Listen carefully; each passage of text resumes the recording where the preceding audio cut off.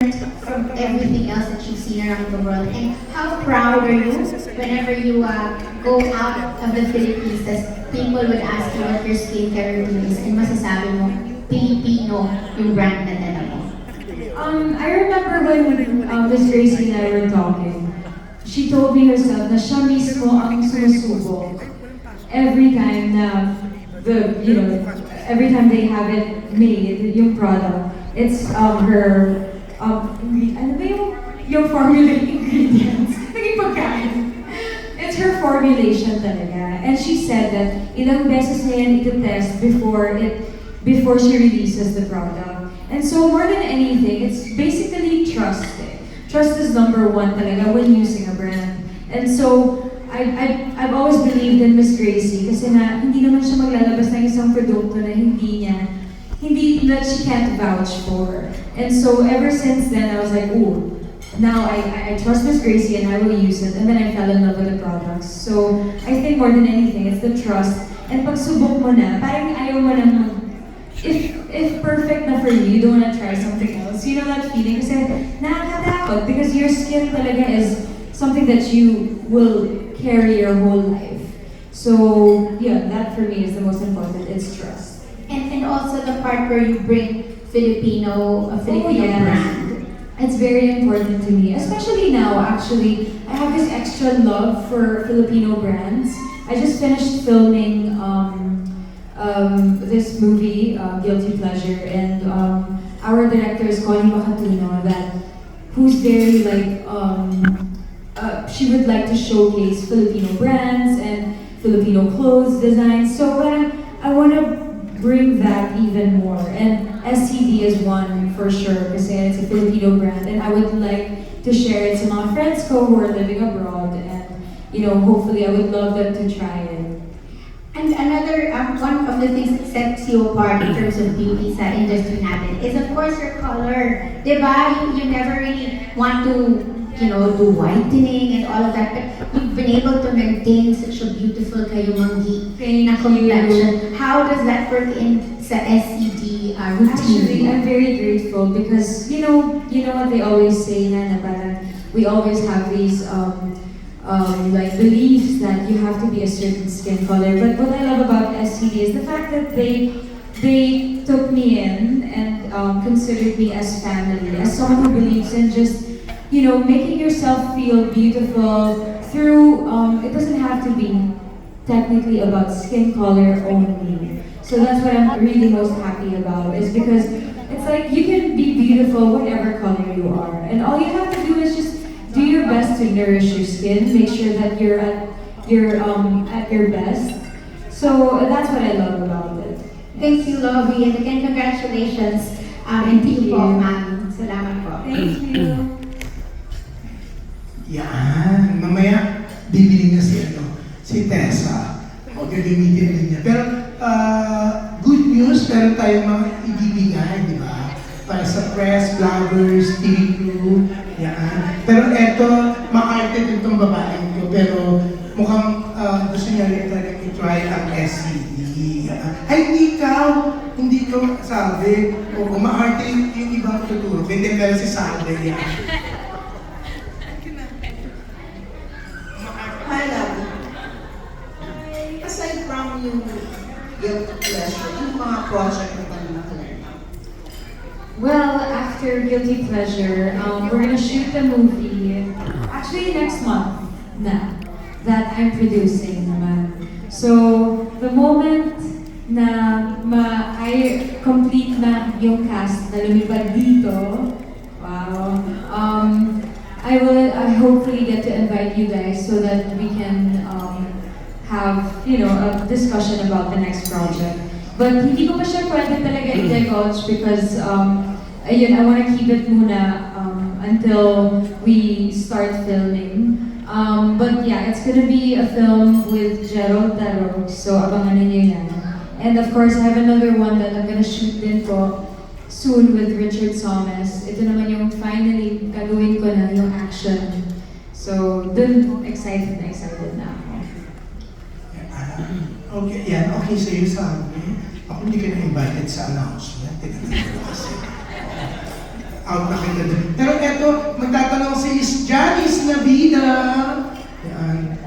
Kasi ano, background music na Purple.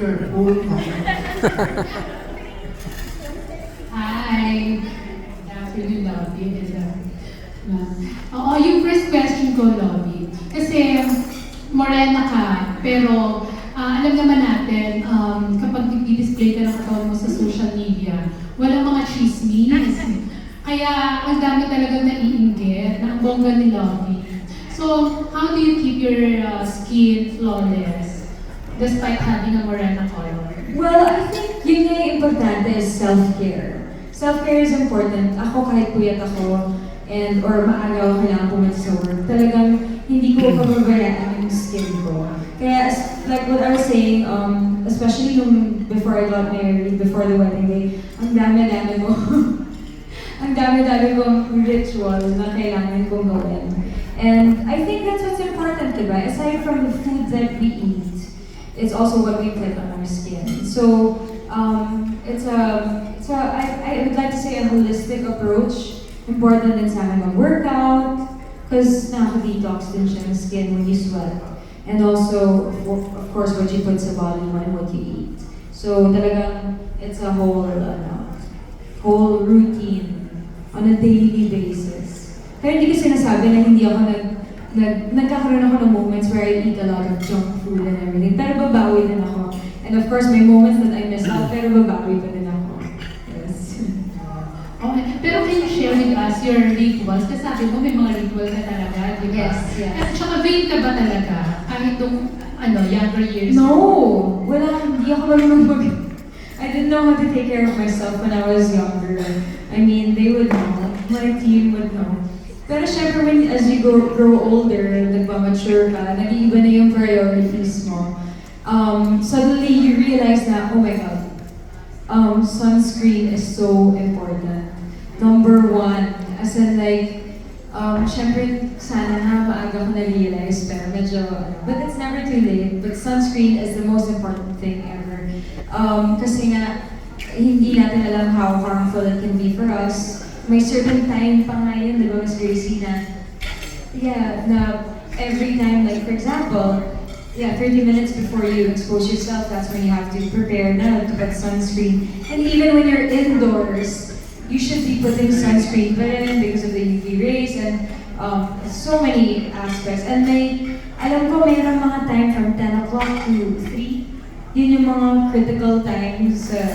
So ang daming mga ganang aspects. So I try to keep those things in mind, especially when I'm on set. It's so important that I always retouch my sunscreen. I actually use the gel one when I'm on set. Yeah, sunblock cream gel. This is the one that I use every time I'm on set. Kasi nga, mabilis siyang ipatong sa makeup.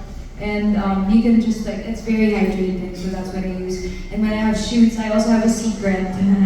Share ko na na. Ito yan. Yes, the sunblock lotion that has makeup tinted. This is the one. Ito na yung secret to para walang chismis. Sunblock lotion with makeup. So this is definitely something that I use when I have a photo shoot and I'm wearing a bikini. So, guys. So, you should try this one. Actually, ang dami din dapat i-try. Yeah. So, Lovey, anong pinaka-favorite mo sa lahat ng yan? Na hindi mo kagad ang ginamit mo, parang talagang napaka-attractive mo sa iyong husband? Oh my God. It's so hard to say kasi, okay, siguro ito yung kasi I use every day talaga. I use the Kojic soap talaga. On a daily basis. This is the one I use. Kojic Dark. This is the one that I use on a daily basis when I shower. So parang sometimes kasi, let's be honest, pag nagmamadali, I miss out on a few things, on a few steps, but then, if there's one thing that's for sure, I shower every day. So this is definitely something that hindi ko gonna miss. Yeah. Yes, this is my favorite. But of course, ang dami rin kasi na set yung Jocelyn, acne set, this is what I needed at some point when I was breaking out. It super helped me a lot. Teka, last na lang shoot. Ito na lang. Kasi since renewal ng contract ko, kasama ba Lovey sa contract na bawal ka pang magbuntis? Or hindi naman? Sabi ko, I don't know, kasama ba?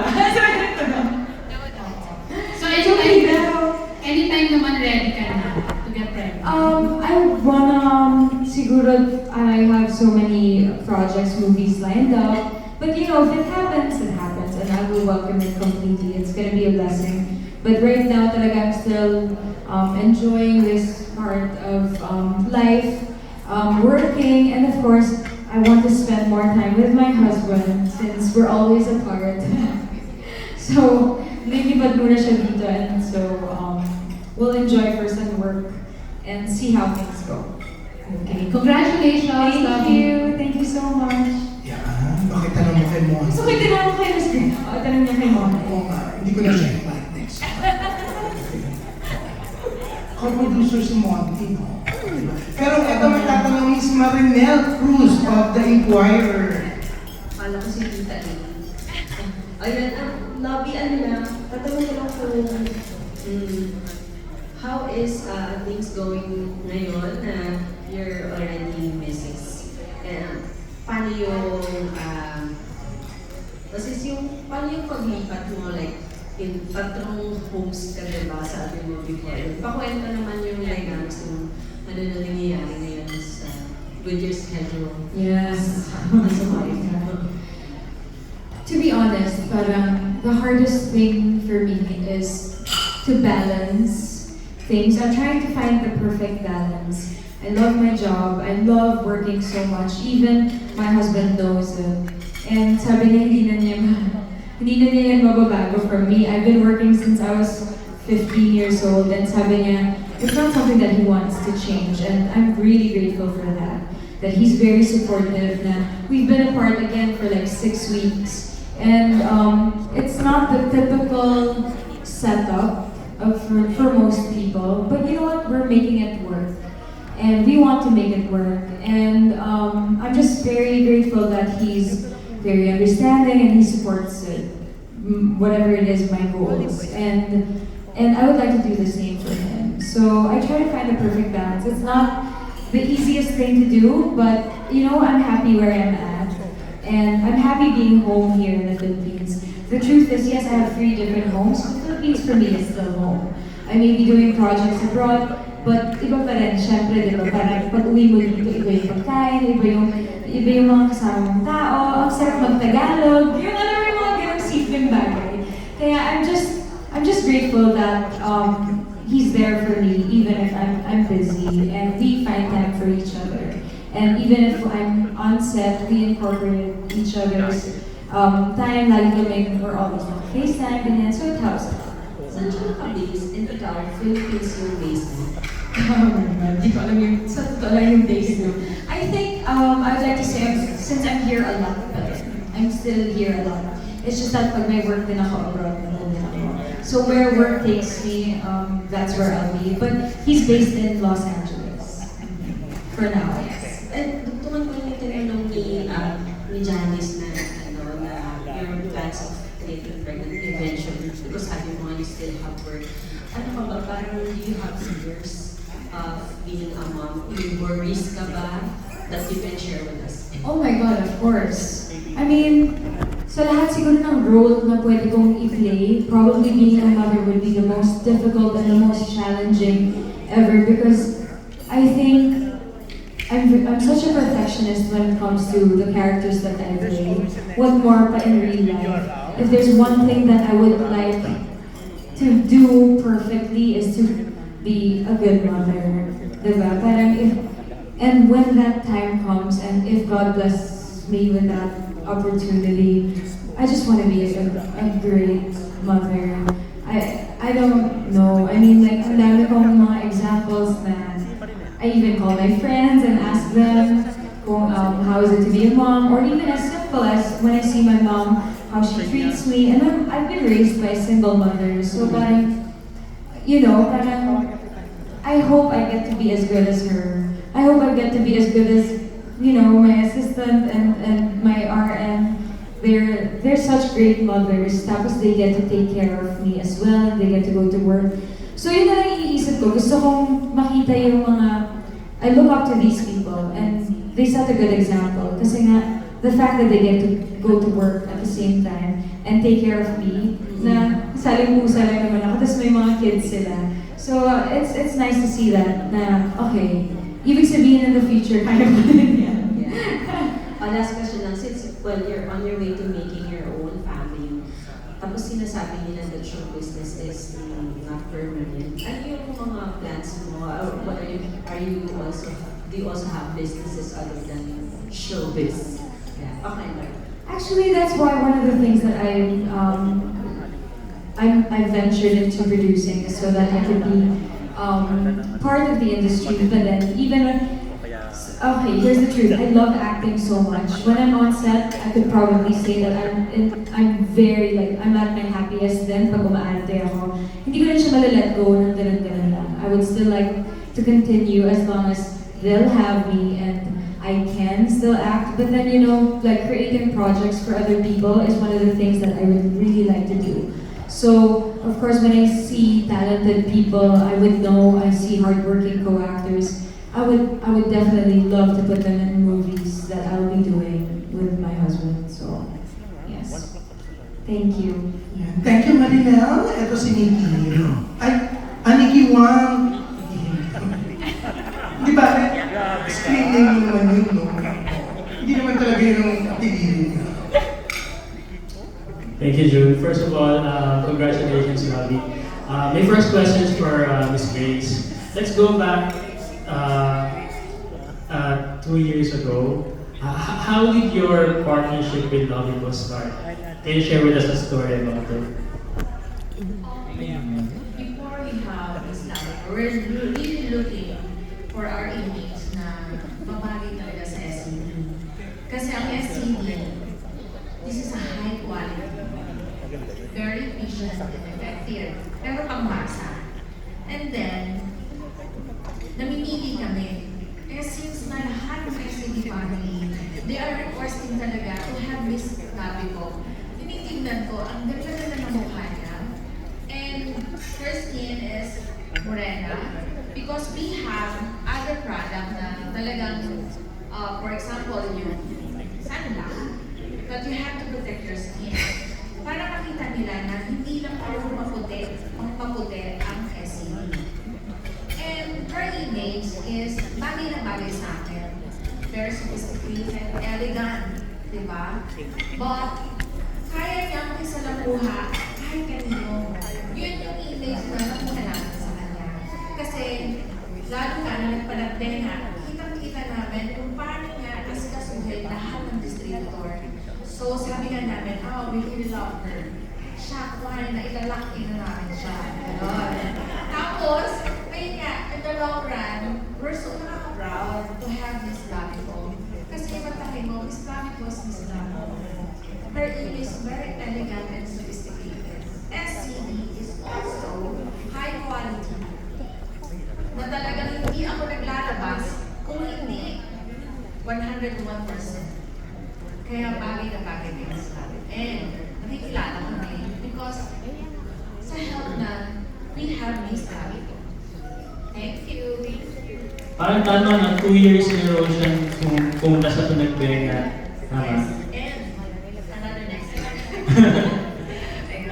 Thank you, Miss. Kasi, I'm so sorry. Kasi nga, di ba, makikita nyo si Miss Lavico hindi umuupo halos pag nasa Panagbenga. She makes sure na lahat nakakawayan niya, nakakamayan niya, na pag kung sino pwede magpapin niya, hanggang pwede, go lang siya.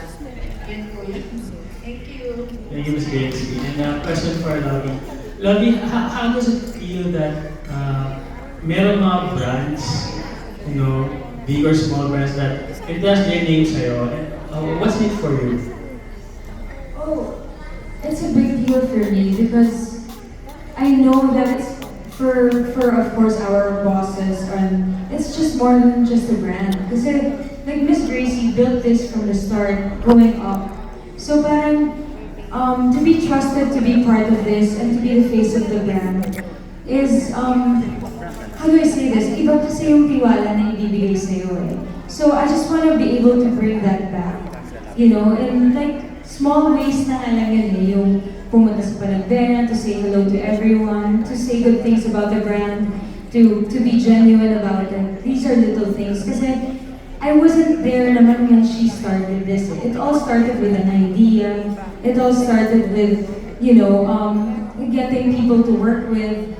And I respect that more than anything. Kasi you're gonna start from the beginning until it grows and it grows and it grows. And now that it's grown after 8 years, and then suddenly sumulpot ako dito. And, they got me and they trusted me. And I just want to be able to give it back. And this, I don't know, in the simplest way possible. So, yeah. I know how it is, yeah.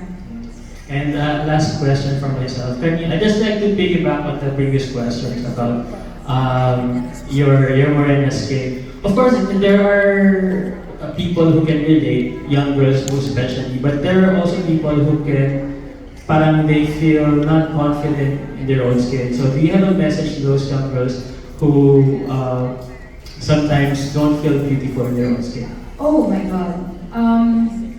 My message to them is, you know what? I would like to say I'm sometimes there. It's not every day that I feel so confident. Sometimes you need to pick yourself up talaga and, keep yourself motivated. That's why it's important for you to surround yourself with the right people and, always have a positive outlook to life. Because you won't always feel beautiful. But here's one thing. You have control over what you do to yourself. You feed yourself with positive words in your mind. You nourish yourself with positivity, diba? With the right people. And also self-care. Nasa sayo na yun eh. Nasa kamay mo yan eh. To make yourself feel beautiful. And that's why, these are added things that make us beautiful, right? And make us feel beautiful. And make sure that you make the effort, diba? And, and just remember that everyone's beautiful in their own way. You don't have to look like someone or to give you assurance that you're beautiful. What makes you different is what's gonna make you shine. So that's what I just wanna remind people. I remember before when I was starting, I was told, I'm gonna share it na lang that I was never gonna make it because I was dark skinned. I was never gonna make it because I'm flat-chested. Yung mga ganon, nag-uumpisa ako when I was 15. And sinasabihin ako, you're never gonna make it because you're big, you're chubby, ganyan. Ang daming mga words na ganyan. But it never ako, syempre naapektahan ako, but then I gave myself a few days to sulk. And then, babangon ako ulit, and I'm just gonna enjoy myself. Gagalingan ko sa work ko, aalagaan ko yung sarili ko, and then, things will come through eventually. So, don't let yourself feel down, stay positive, and just work to become at your best all the time. Ang bongga. Okay. Ako natatandaan ko yun. Di ba? May mga make-up test pa siya. Oh my God! Di ba? Hindi talaga. Pagdating sa screen o sa picture na kinunan na siya, iba ang dating. Kasi I was so young, di pa ako marunong mag-alaga ng sarili ko. Siyempre, as a newbie, I even asked my manager I was 15. Sabi ko, Tito Leo, ano nakita mo sa akin?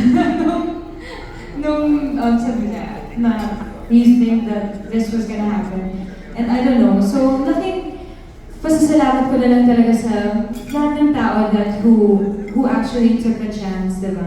And who accepted me. Even my first project, even my first endorsement, you know what I mean? And now here. Especially with SCD, sabi ko, totoo ba? Sabi ko, skincare brand? Siguro yun yung biggest insecurity ko when I was starting kasi yun yung nilalait nila sa akin. But then, you know what? Thank you, Miss Gracie, because talagang I'm very happy because dun ko napatunayan na if you take care of yourself talaga, it will come shining through and, thank you for trusting me. Yeah. So, bongga, siyempre, kahit flat-chested ka, naging Hollywood, di ba? Kaya laki-laki ng boobs ko, hindi ako sumika. Ang secret lang ay push-up bra is the key to success. Okay, dito na lang tayo. Yan, tawa ng tawa si Ma'am.